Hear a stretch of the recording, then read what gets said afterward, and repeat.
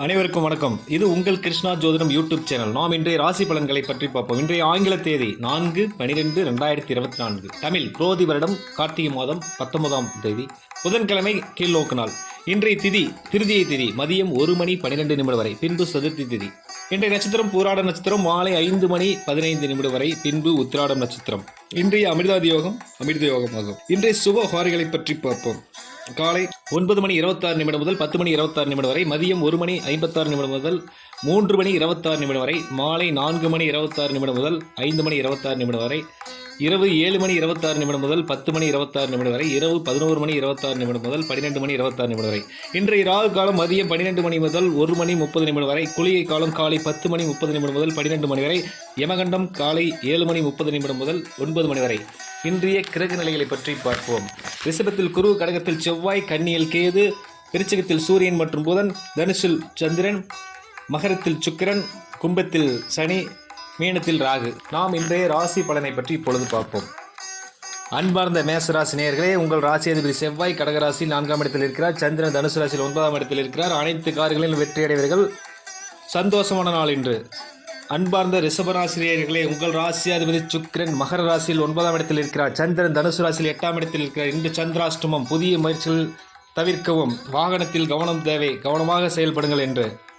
அன்பார்ந்த மிதுன ராசினியர்களே, உங்கள் ராசி அதிபதி புதன் விருச்சிக ராசியில் 6ஆம் இடத்தில் இருக்கிறார். சந்திரன் தனுசு ராசியில் 7ஆம் இடத்தில் இருக்கிறார். வாழ்க்கை துணையால் ஆதாயம், நண்பர்களால் லாபம். அற்புதமான நாள் என்று. அன்பார்ந்த கடகராசினியர்களே, உங்கள் ராசி அதிபதி சந்திரன் தனுசு வீட்டில் 6ஆம் இடத்தில் இருக்கிறார். கடன்களை தவிர்க்கவும். பணியில் வேலைகளை திறமையுடன் செய்து பாராட்டு பெறுவீர்கள் என்று.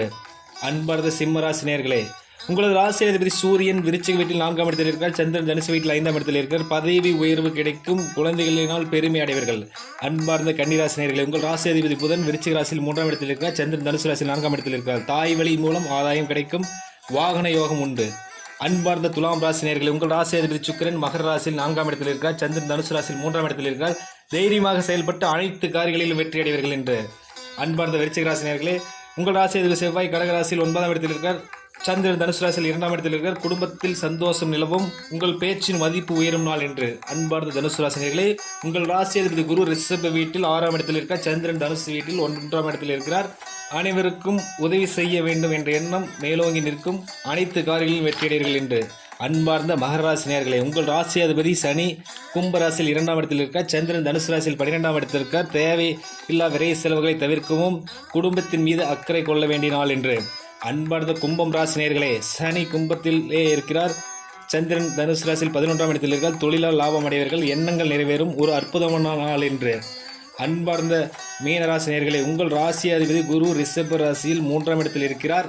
சந்திரன் தனுசு ராசியில் 10ஆம் இடத்தில் இருக்கிறார். செய்தொழில் முன்னேற்றம் அடைவீர்கள். சுறுசுறுப்பாக செயல்படுவீர்கள். கல்வியில் வெற்றி அடைவீர்கள். அனைவருக்கும் வணக்கம். இது உங்கள் கிருஷ்ணா ஜோதிடம் யூடியூப் சேனல். அனைவரும் சப்ஸ்கிரைப் செய்யுமாறு அன்புடன் கேட்டுக்கொள்கிறோம்.